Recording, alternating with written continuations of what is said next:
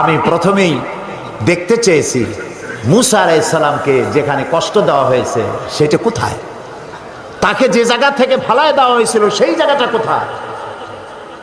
আমাকে সেই সব জায়গা দেখানো হয়েছে যেখানে তার মা হযরত মুসা আলাইহিস সালামকে ছেড়ে দিয়েছিল বাক্সবন্দি করে, বাক্সের মধ্যে বন্দি। আল্লাহ তাকে বলেছেন, মাকে বলেছেন, তুমি মুসার মা, তুমি তোমার বাচ্চাকে বাক্সের মধ্যে বন্দি করে এখান থেকে ফেলে দাও।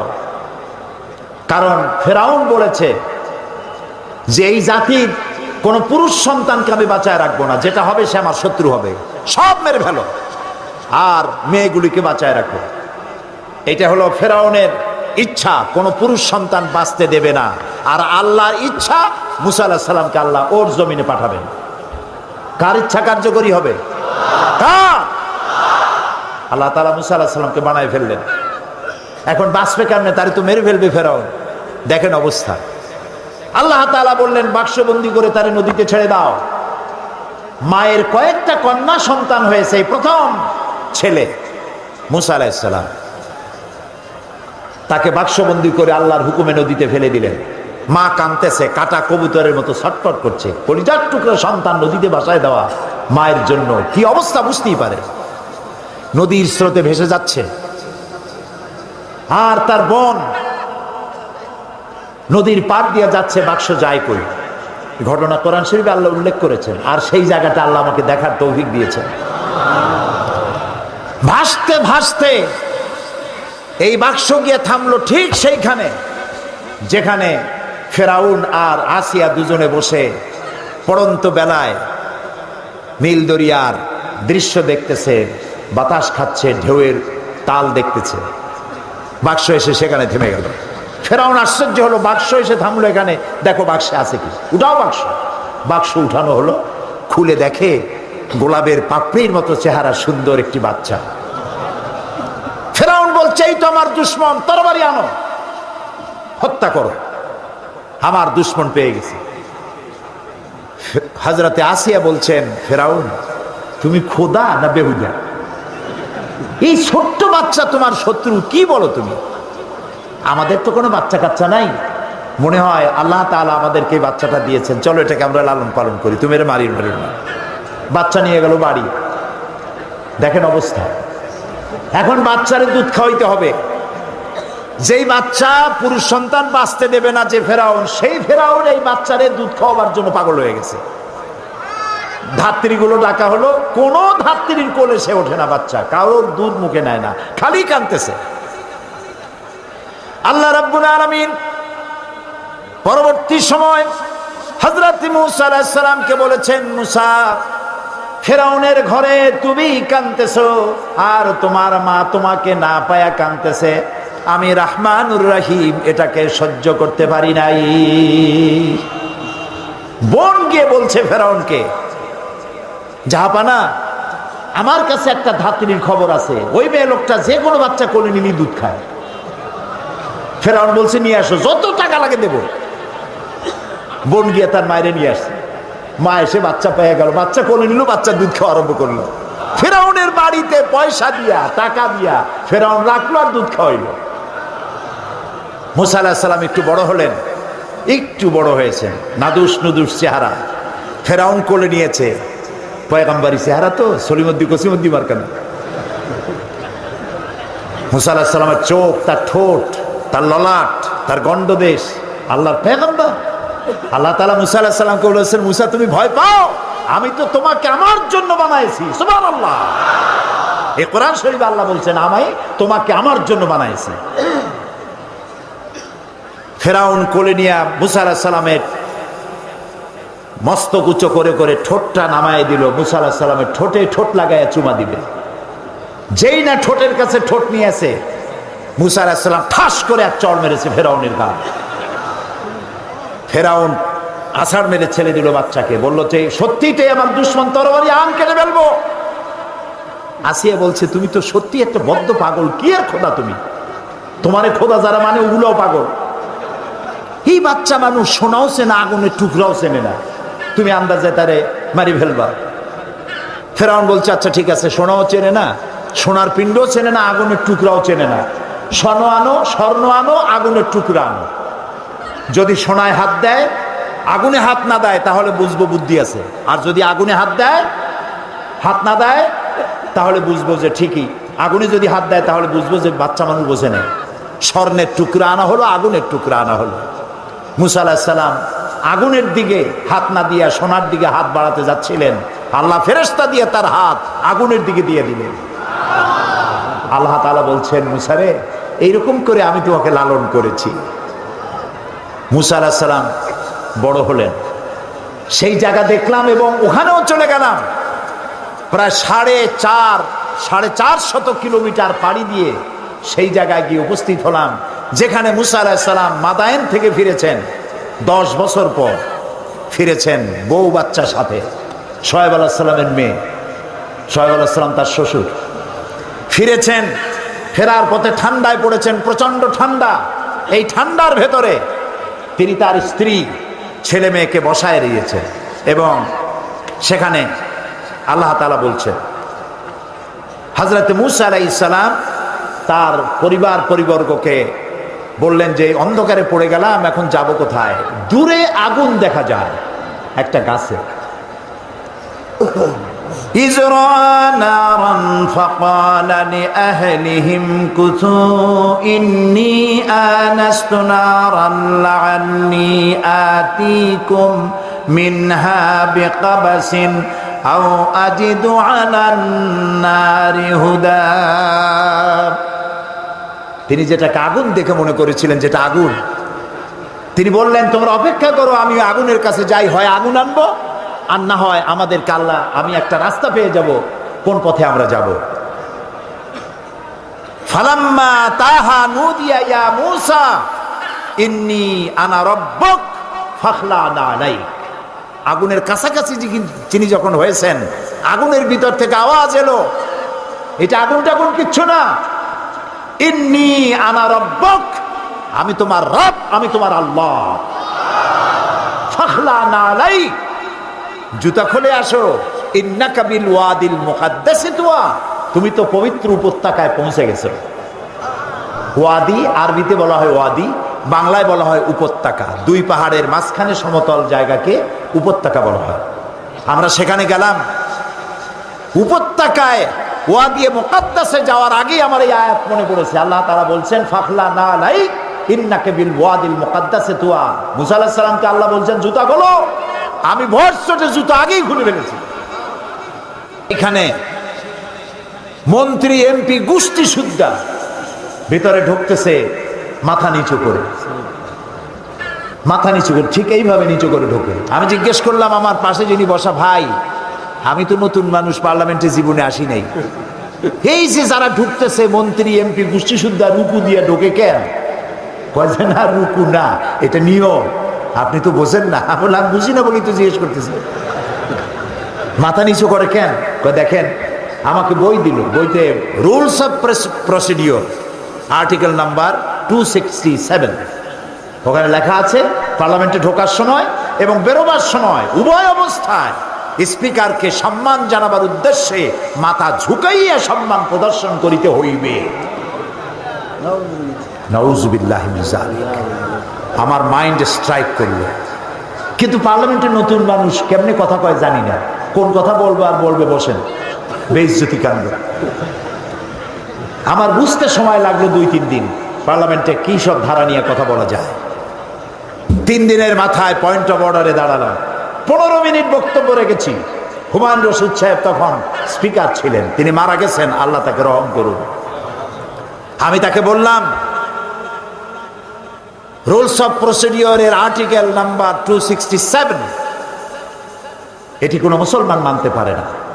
মুসলমানের মাথা নত হবে কেবলমাত্র আল্লাহর সামনে, কোন মানুষের সামনে মাথা নত হতে পারে না। কোরআন আর হাদিস দিয়ে বুঝাইলাম। 15 মিনিট স্পিকার আমার দিকে তাকিয়ে থাকলেন। 15 মিনিট শেষ হওয়ার পর, বক্তব্য শেষ করার পর তিনি আমাকে বললেন, মৌলানা সাহেব আপনার বক্তব্যের সাথে আমি 100% একমত, কিন্তু আমি তো এইভাবে এটা বন্ধ করতে পারবো না, এই জন্য আপনাকে বিধি মোতাবেক নোটিশ দিতে হবে। নোটিশ কমিটিতে উঠবে, সেখানে আলোচনা হবে, সেখানে আলোচনার সিদ্ধান্ত যেটা হয় সেটা পার্লামেন্টে আসবে। তারপরে আমার রুলিং যাবে। আমি যথাবিহিত নোটিশ দিলাম, আলোচনা হলো। এই আলোচনার পর আমার নোটিশ নিয়ে তদানীন্তন সরকার ডিপ ফ্রিজের মধ্যে আটকাই দিল, আর বের হলো না 5 বছরে। আল্লাহ আবারও আমাকে নির্বাচিত করাইয়া পার্লামেন্টে ঢুকালেন, আর আমার টার্গেট ছিল এটা বন্ধ করতে হবে। এই পার্লামেন্টে এসে আমি আবার এই বিষয় উত্থাপন করলাম, নোটিশ দিলাম, মিটিংয়ে উঠলো, সিদ্ধান্ত হলো বর্তমান পার্লামেন্ট এটা অ্যাকসেপ্ট করেছে, কিয়ামত পর্যন্ত বাংলাদেশ পার্লামেন্টে আর স্পিকারের সামনে মাথা ঝুঁকাইতে হবে না।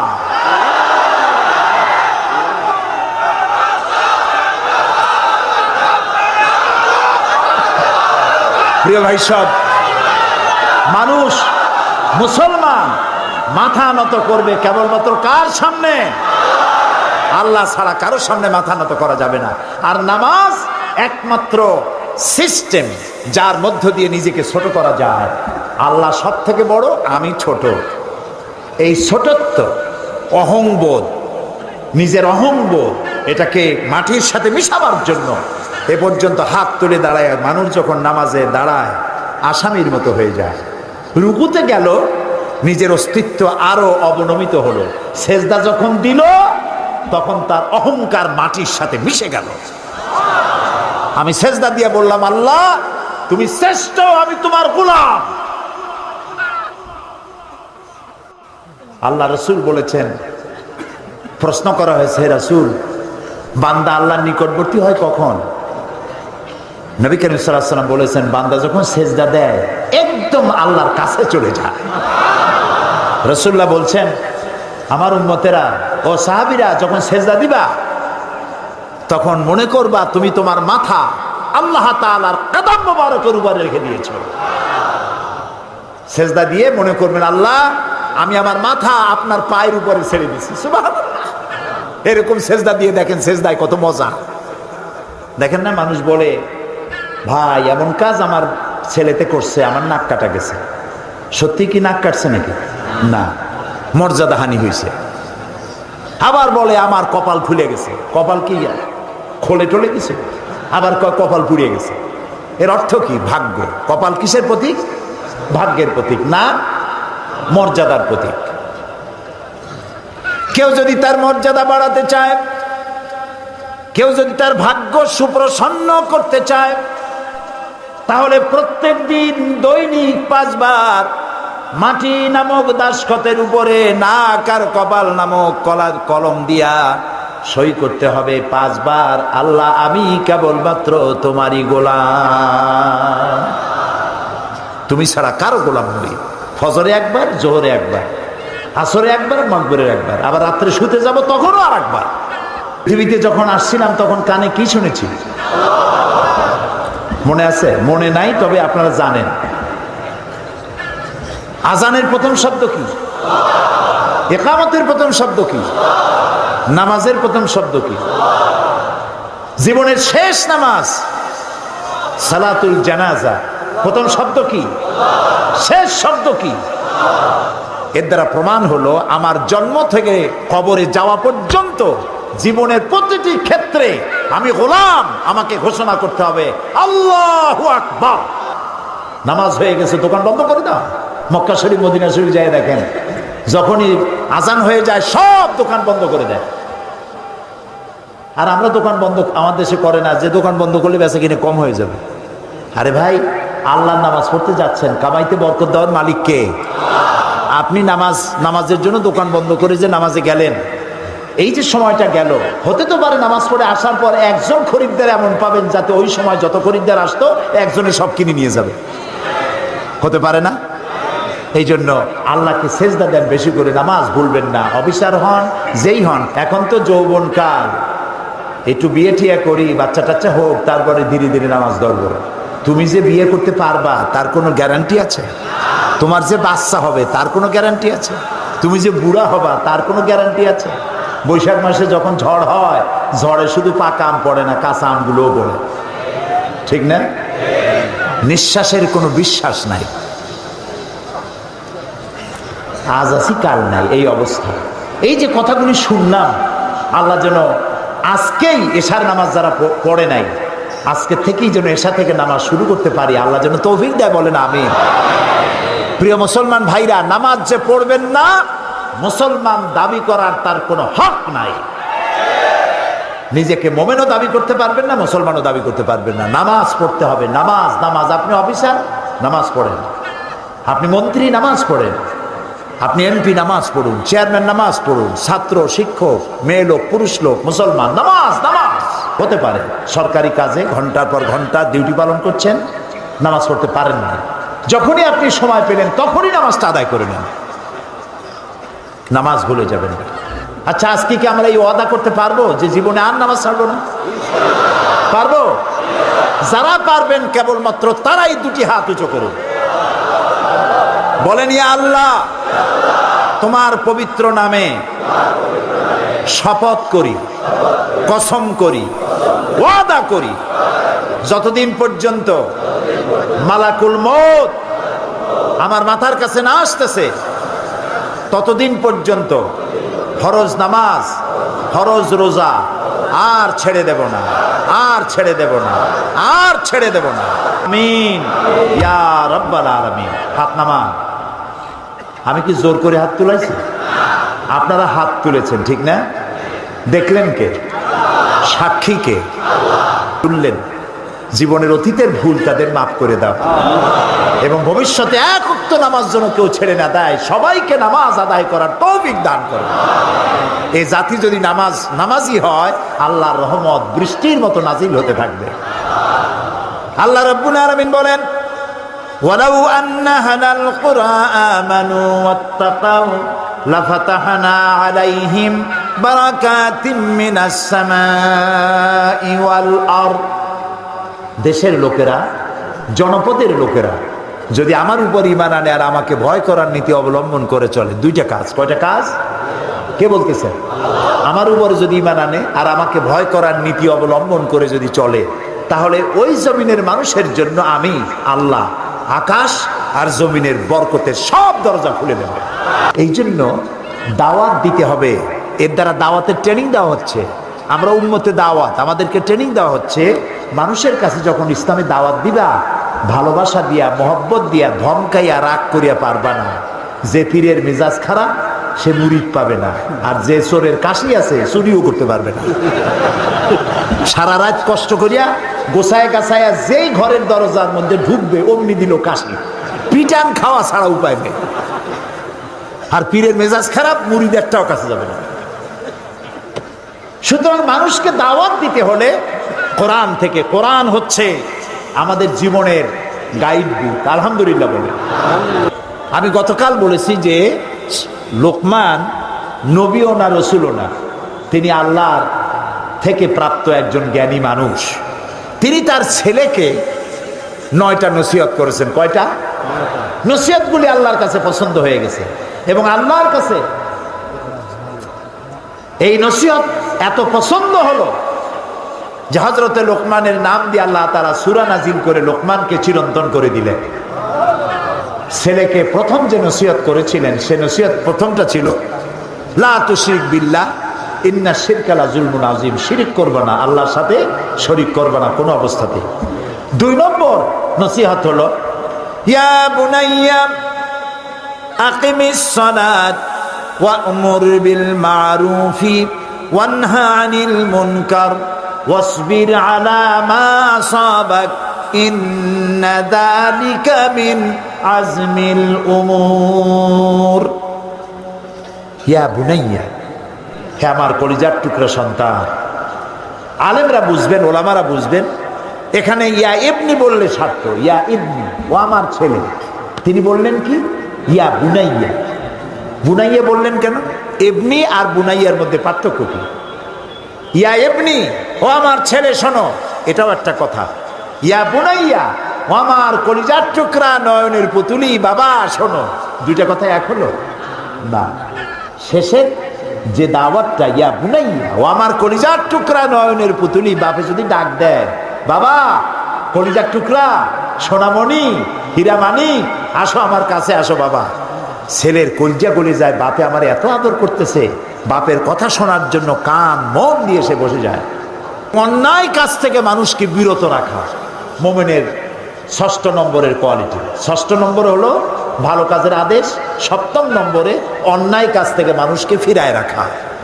এই যে দায়িত্বটা, এই দায়িত্ব একটি বিশাল দায়িত্ব। কোরআন বলছে, কুনতুম খায়রা উম্মাতিন উখরিজাত লিন-নাসি তা'মুরুনা বিল মা'রুফি ওয়া তানহাউনা আনিল মুনকার।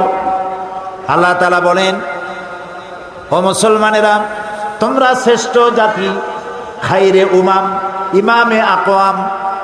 তোমাদের দায়িত্ব হলো মানুষকে ভালো ভালো কাজের দিকে অনুপ্রাণিত করবে, হুকুম করবে, আদেশ করবে, আর সব ধরনের খারাপ কাজ থেকে মানুষকে ফিরায় রাখবে। এটা কার দায়িত্ব? উম্মতের দায়িত্ব।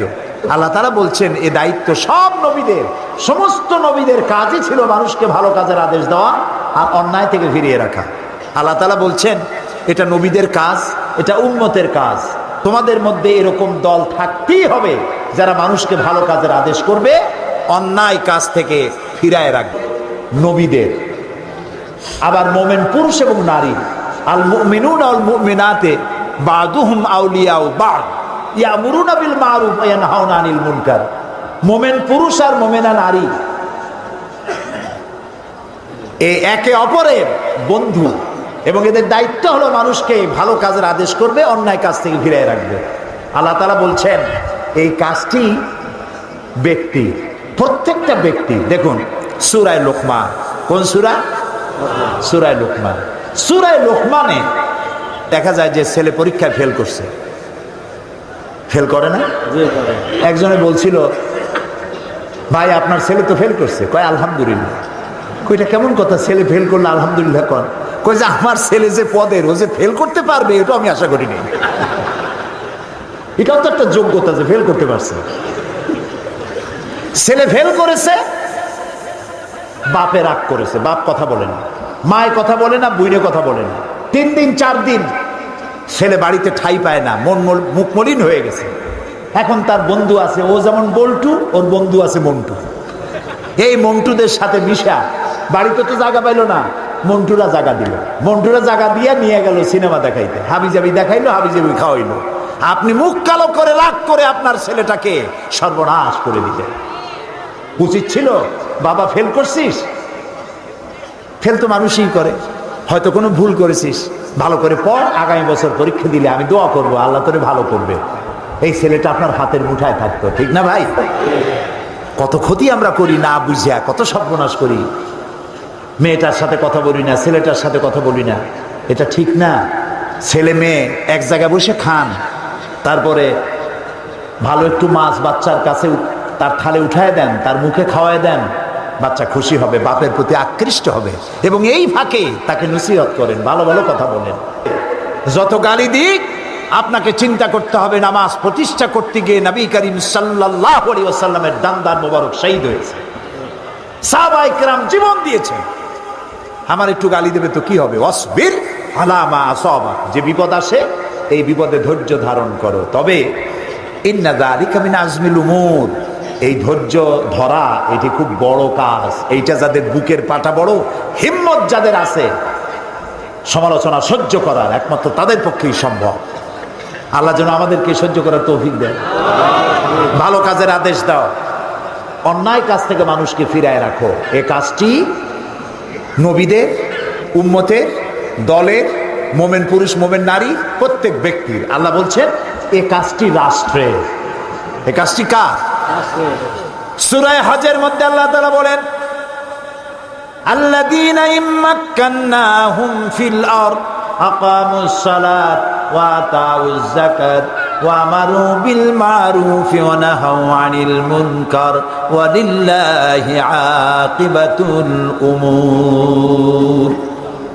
আমি যদি মোমেনদের কখনো রাষ্ট্র ক্ষমতা দেই, আমার মোমেন বান্দারা যদি রাষ্ট্রে ক্ষমতায় যায়, 4 দফা কাজ করবে।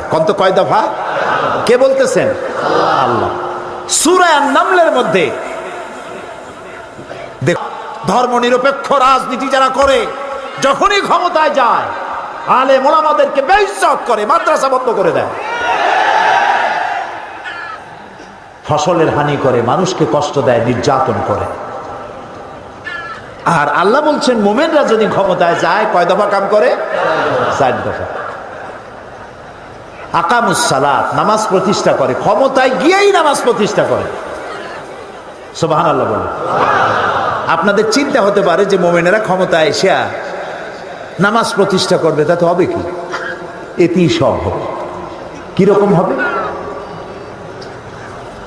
জোহরে রক্ত হবে, রাষ্ট্রের পক্ষ থেকে বলা থাকবে জোহরে রক্ত বেলা 1টায়, বেলা 1টা থেকে 1:30 পর্যন্ত নামাজের বিরতি, 15 মিনিটের মধ্যে নামাজ শেষ, আর 15 মিনিট দুপুরের আহার গ্রহণ। আধা ঘন্টার মধ্যে নামাজ সারো, খাওয়া সারো, অফিস আবার চলবে, কলেজ আবার চলবে, বিশ্ববিদ্যালয় আবার চলবে, কলকারখানা, ক্ষেত খামার আবার শুরু হয়ে যাবে।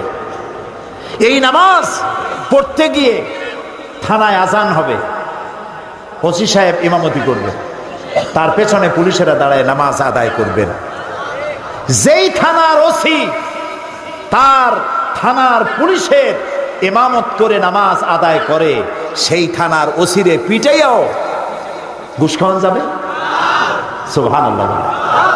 এসপি যদি মসজিদের ইমাম হয়, মন্ত্রী যদি মসজিদের ইমাম হয়, এমপি যদি মসজিদের ইমাম হয়, তাহলে টিয়ার কাবি খা জম্মের খাওয়া খাবে না। বিশ্ববিদ্যালয়ের ভাইস চ্যান্সেলর আজান হয়েছে, তিনি ইমামত করবেন। ছাত্র, শিক্ষক, শিক্ষয়িত্রী, ছাত্রী পেছনে নামাজের জন্য দাঁড়ায় গেছে। এই বিশ্ববিদ্যালয়ে সন্ত্রাস চলতে পারে না। নামাজ কায়েম, সমাজ ঠিক। সুবহানাল্লাহ। প্রিয় ভাই সব, নামাজ প্রতিষ্ঠা করবে 1 নম্বরের কাজ। 2 নম্বরের কাজ যাকাত আদায় করবে। জাকাত, জাকাত, জাকাত ভিত্তিক অর্থনীতি চালু হলে ইকুয়াল ডিস্ট্রিবিউশন হবে। কেউ খাবে আর কেউ খাবে না, এটা থাকবে না। 7 তলার গাছতলার ব্যবধান থাকবে না। এটা আল্লাহর বিধান। এটা কার বিধান? শয়তান সব জায়গায় আল্লাহর বিধানের উল্টাপাল্টা একটা কিছু করছেই। আল্লাহ করেছেন খেলাফত, আর শয়তান করেছে মুলুকিয়ত, রাজতন্ত্র। রাজতন্ত্র কার করা? শয়তানের করা। আল্লাহ করেছেন যাকাত ভিত্তিক অর্থনীতি, শয়তান করেছে সুদ ভিত্তিক অর্থনীতি। আল্লাহ করেছেন ইসলাম, শয়তান করেছে ধর্ম নিরপেক্ষ মতবাদ।